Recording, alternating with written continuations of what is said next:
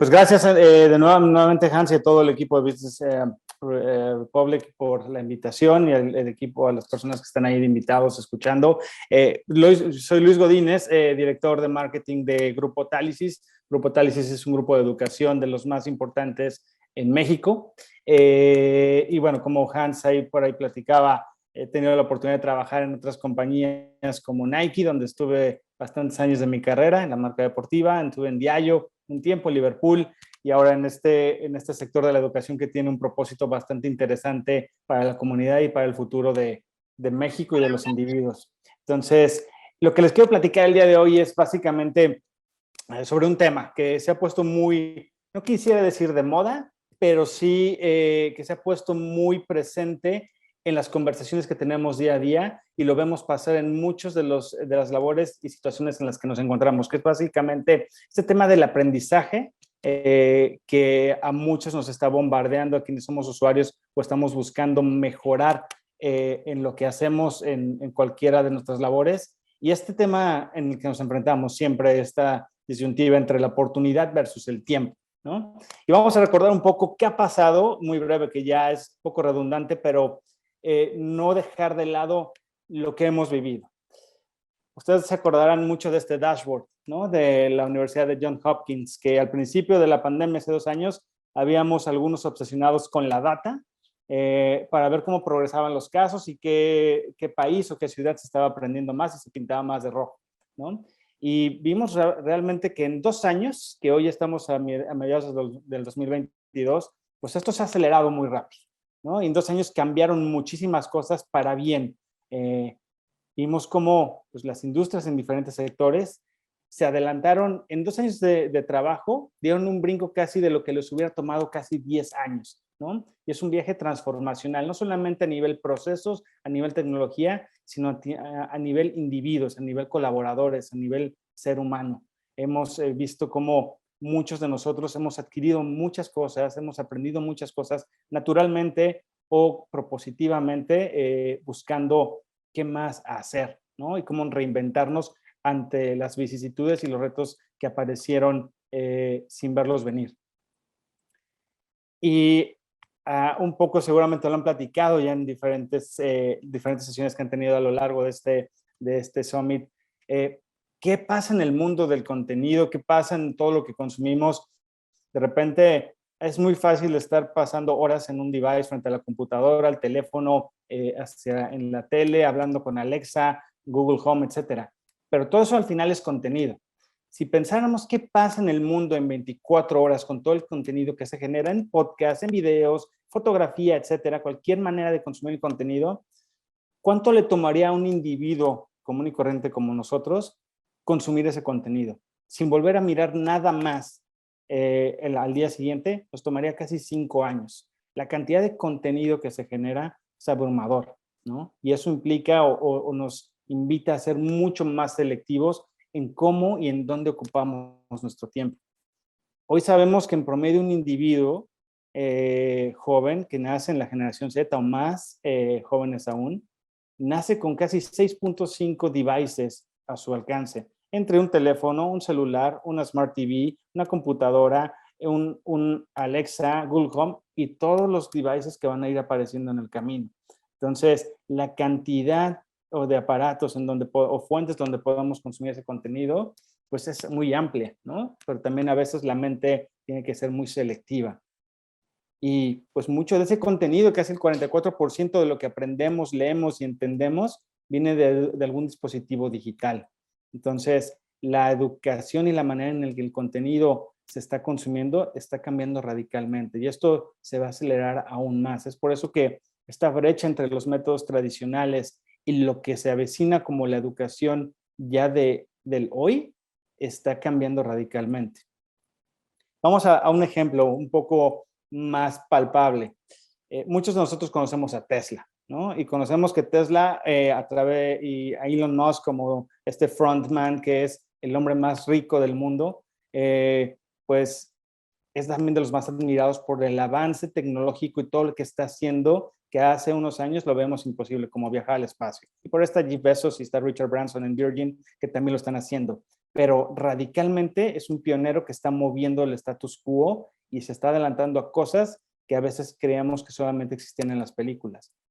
Si pensamos en Tesla y en el nivel de calificación que hay dentro del equipo que lo integra, hablamos que hay gente que es muy inteligente, muy competitiva, que cada minuto que pasan ahí es de calidad, ¿no? Y de calidad en cuanto a lo que producen y proveen y generan. Sabemos que ellos tienen un propósito y lo van encauzando de manera correcta. Y cada momento que pasan ahí, todo el conocimiento que se genera, pues es bajo la demanda de crear algo que ya tienen en mente, cumplir con un proyecto, adelantarse a crear las necesidades del futuro también, ¿no? Y todo lo que va a ir compenetrando más allá de carros y de viajes al espacio, hay muchas más cosas que Tesla y SpaceX están creando y lo vamos a ver nacer en los próximos 10 a 20 años, ya de manera palpable en nuestras vidas.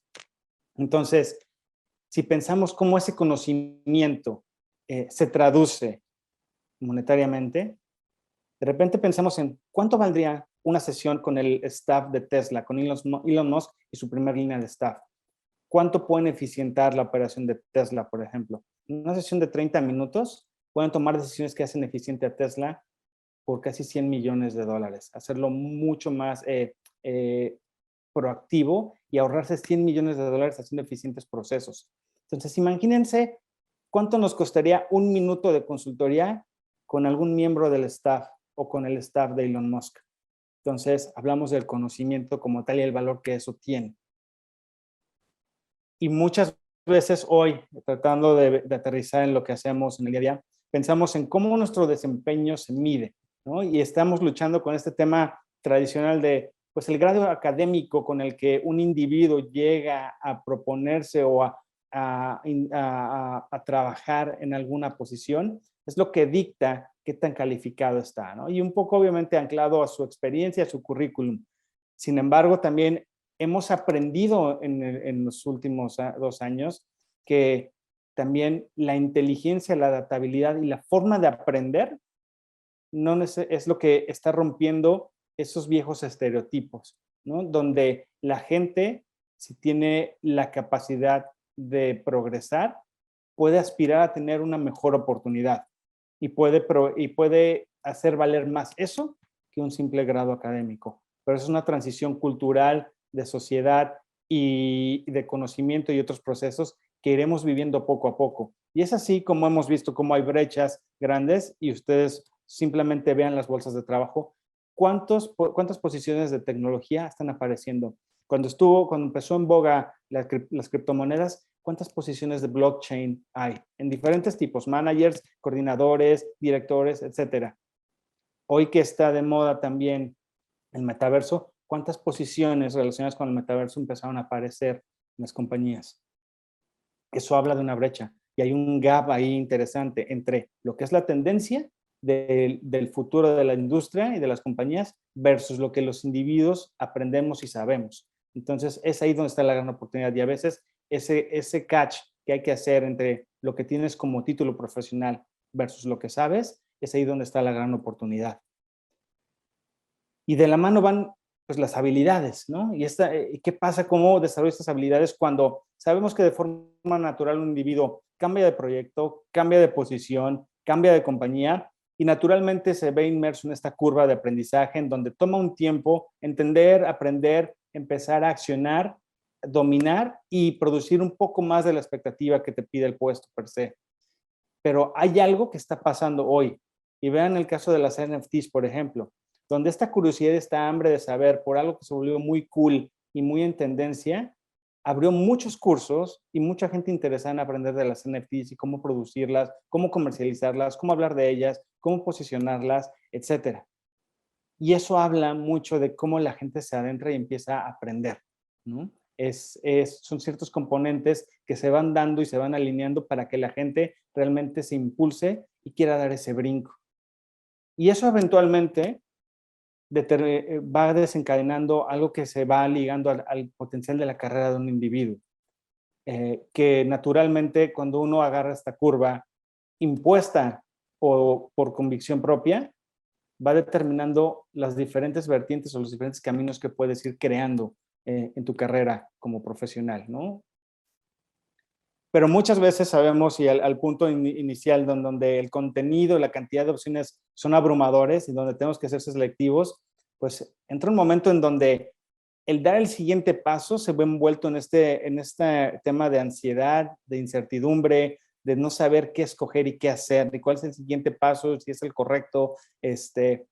Y a veces algo que aprendimos desde que éramos niños y mucho ligado a los cuentos es, todos conocemos esta historia del serendipity, ¿no? En donde el serendipity no es otra cosa más que son momentos que te aparecen, que te sorprenden y que te llevan a un lugar mejor y que es grato y donde el punto en el que te encuentras es mucho mejor que donde estabas, ¿no? O al menos el nivel también de satisfacción que esto te trae. El aprendizaje no está muy lejos de esto. También el aprender algo por convicción, sin saber o sin tener una necesidad realmente palpable, porque así lo demanda el contexto o el ambiente en donde te encuentres, a veces te lleva a lugares diferentes, ¿no? Así como empezaron las NFTs con Beeple, que fue la primer subasta en Christie's hace algunos años, que fue casi de 60, 80 millones de dólares, una afición por el diseño digital lo puso como el momento del cual más se habló en el mundo de las NFTs, y de ahí todo lo que sabemos hasta hoy y lo que está pasando y lo que seguirá pasando. Y sabemos también que pues la demanda de habilidades a veces, pues cuando estamos buscando una nueva oportunidad, pues son muy claras y a veces no las tenemos desarrolladas y a veces se ven lejanas, pero no imposibles, ¿no? Hay algo que hemos tenido que aprender como individuos y no solamente el aprender, es ahí donde está la palabra, el aprender a aprender y desaprender. Eso es algo que se ha vuelto muy palpable en el día de hoy. Con las tecnologías avanzando radicalmente y con versiones 1, 1.0, 2.0 de todos los momentos e interacciones que tenemos en nuestra vida diaria, lo único que es constante, aunque es redundante y trillado, es el cambio. Pero también el aprender y el adaptarse y el ser resiliente va de la mano con el aprendizaje. Y es ahí donde habilidades como el learnability es algo que los individuos tenemos que aprender a desarrollar para mantenernos vigentes. No necesariamente es estudiar otra carrera, es aprender aquello que me va a hacer brincar al siguiente nivel o mantenerme y hacerme este máster en el lugar en el que estoy antes de brincar al siguiente escalón. Y pensamos mucho siempre en cuál será este siguiente rol, cuál será este siguiente brinco que voy a dar en la carrera, el siguiente proyecto. Y muy de la mano y muy estereotipado, siempre sabemos que para quienes trabajamos en organizaciones o hemos tenido la oportunidad de trabajar en organizaciones, en grupos grandes, siempre son reconocidos y hay esta concepción en donde los contribuidores o quienes son los que siempre están opinando son los que normalmente llevan este mote o este título ya formal de líderes, pero no necesariamente significa que tengan todas las habilidades y todo el conocimiento que se requiere. El liderazgo también se desarrolla y hoy lo hemos visto, donde las habilidades no solamente también blandas se pueden aprender, y es ahí donde los modelos de educación de origen tienen que cambiar y están cambiando, en donde desde muy temprana edad este tipo de habilidades que se aprenden en el camino, muchos de nosotros aprendimos en el camino, de origen pueden irse cultivando en el individuo, y eso ayudará en gran medida a tener mejor convivencia, mejores sociedades, etcétera, y mejor desarrollo, ¿no?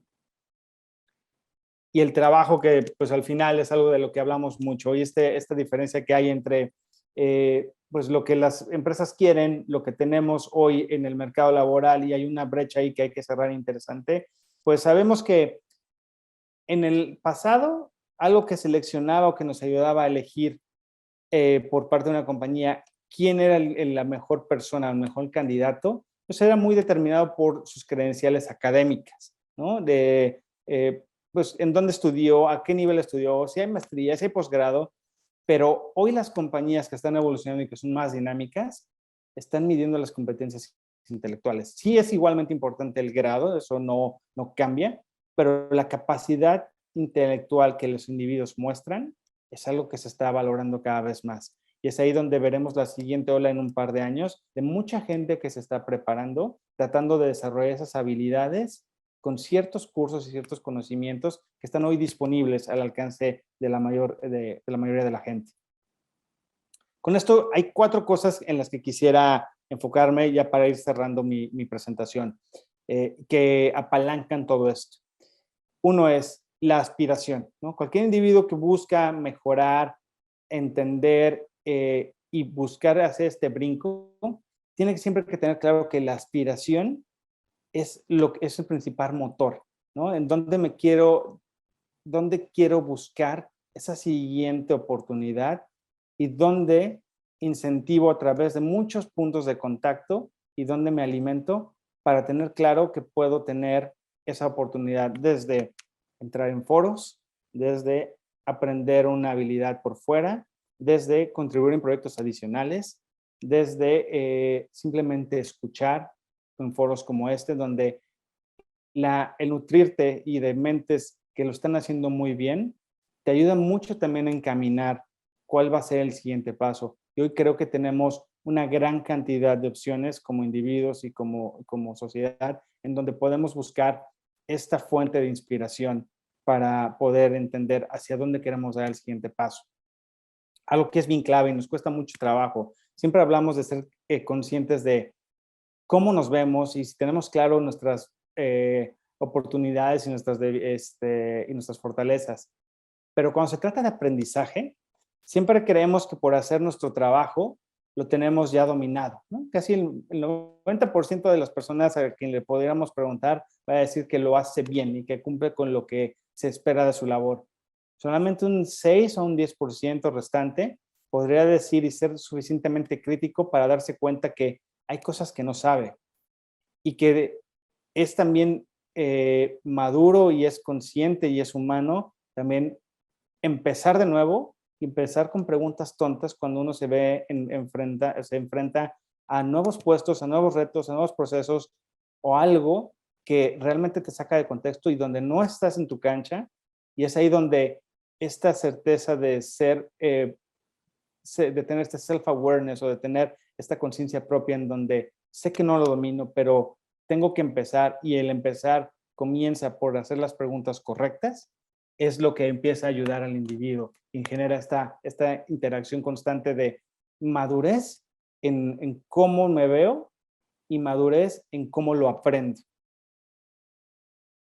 Y algo que siempre pasará, o sea, y el ejemplo de las NFTs es claro, ¿no? La gente se volvió ávida y se volvió se volvió muy interesada por el mundo de las NFTs, que están haciendo cosas muy interesantes en muchas marcas, en diferentes industrias, y la curiosidad, mucha gente se abocó a voltearlas a ver y entender de qué hablan y empezar a crear las propias, etcétera. Y se volvió toda una ola que hizo un hype interesante en muchos mercados. Y eso es detonado por la curiosidad de aprender, de saber que hay más, de saber que los caminos de aprendizaje de un individuo no se construyen en línea recta, tienen muchas vertientes y a veces van de subida, de bajada hacia atrás, pero subes 2 o hacia atrás y te quedas ahí un rato en lo que vuelves a impulsarte y caminas 4. Entonces, esto es algo que siempre hay que seguir incentivando y hay muchas formas de hacerlo. Y tal vez una de las más fuertes e importantes es que sentirnos vulnerables a veces cuando no dominamos es algo que al ser humano por naturaleza le cuesta mucho trabajo. La vulnerabilidad es algo que también se tiene que aprender a abrazar y saber cómo manejarla para tomar el siguiente impulso. Entonces, es ahí donde el sentirse expuesto ante preguntas cuando uno está adentrándose a un nuevo proyecto y no tener todas las respuestas en la mano, cuesta trabajo. Pero quien lo maneja bien, aprende mucho de ello. Y eso es quien, este tipo de personas es quien llega a, pues, a ser maestro o dominar lo que está haciendo. Entonces, son de las habilidades o de las preguntas o de los aspectos que uno tiene que aprender a dominar. También el mostrarse vulnerable está bien en un proceso de aprendizaje y creo que todos, en mayor o menor medida, siempre hemos pasado por estos aspectos. Y por último, ya para cerrar, hay 3 cosas que son clave en todo esto, ¿no? Y que encierran cómo manejar el cambio. La primera de ellas es la mentalidad. ¿Cómo vemos nuestro medio ambiente cómo cambiamos, cómo nos adaptamos, cómo hacemos las preguntas correctas. Es un tema de change management interno a nivel personal, cuando hablamos de cómo nos enfrentamos en el día a día. Segundo son las habilidades, ¿no? Esta capacidad de balancear lo que sé más la experiencia que puedo tener o no tener y cómo empiezo a buscar generar o desarrollar esas habilidades que me van a llevar al lugar donde quiero o a estar cómodo y haciendo el mejor desempeño y trabajo posible en el lugar en el que estoy. Y las herramientas, que al final van de la mano con las dos previas.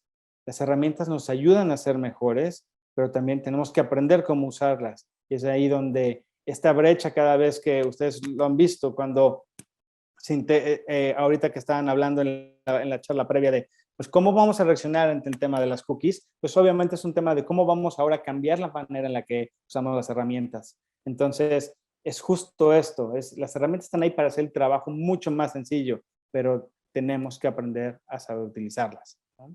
Entonces, este es mi último slide. Con esto cierro mi presentación y pues abierto a algunas preguntas y poderles dar algunas respuestas si así fuera necesario. Muchas gracias. Muchas gracias, Luis, por la ponencia. Creo que sí hay aquí una pregunta, si no me equivoco. A ver. No la alcanzo. ¿Tú puedes verla, Luis? Porque no sé. Sí, dame un segundo. A ver, aquí está.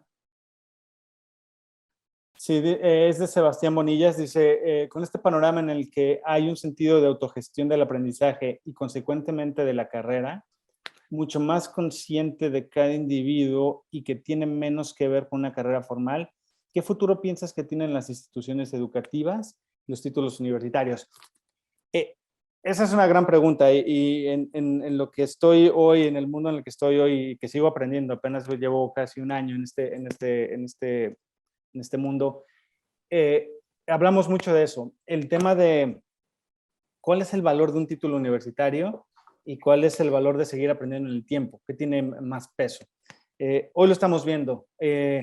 Hoy las escuelas, y es de dominio público esta información, todos los organismos de educación están entregando a los individuos, a los alumnos o a este mercado potencial que se va a integrar al mercado laboral, con un cierto nivel de habilidades estándar, unas mejor que otras por el tipo de institución del cual se trata. Pero cuando miramos detrás, el modelo educativo no ha cambiado mucho.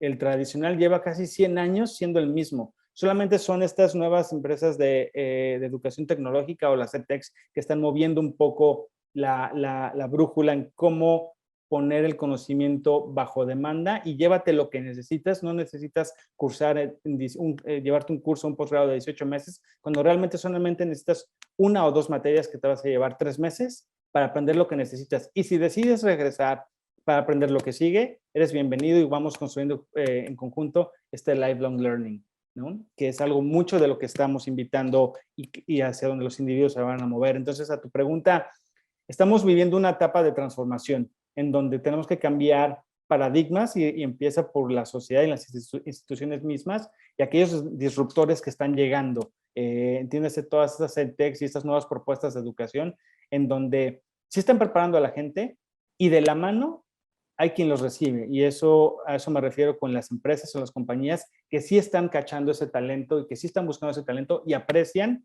esas ganas o esa intención de aprender y aquellos facilitadores que son estas instituciones o compañías que están pues realmente elevando el juego para que los individuos puedan hacer ese brinco y cerrar esa brecha.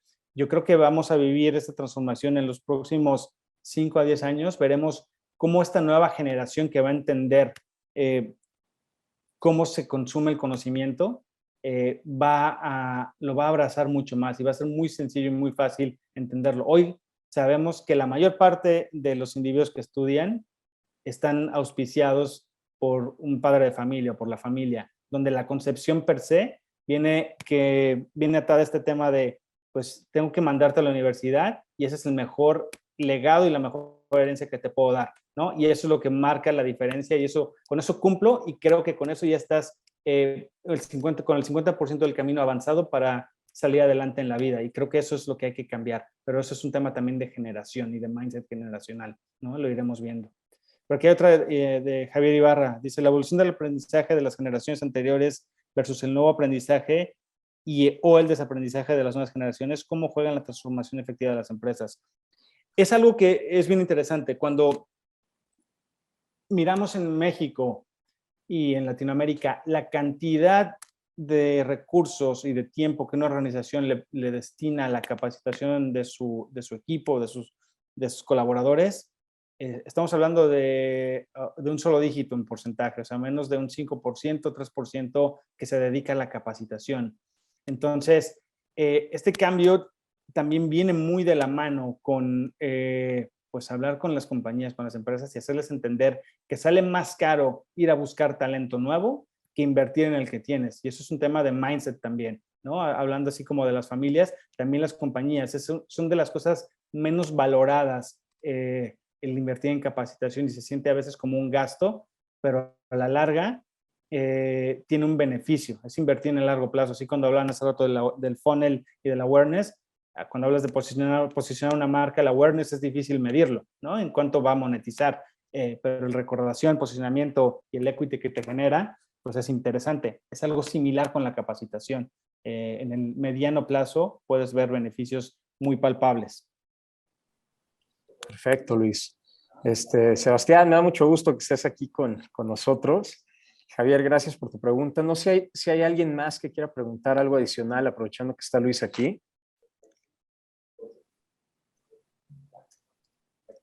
Creo que todo estuvo muy claro, Luis.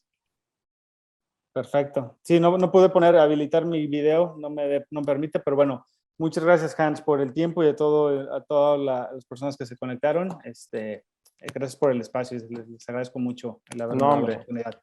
Muchas gracias a ti por transmitir tanto conocimiento y por el apoyo. Estamos bien agradecidos con todos los ponentes.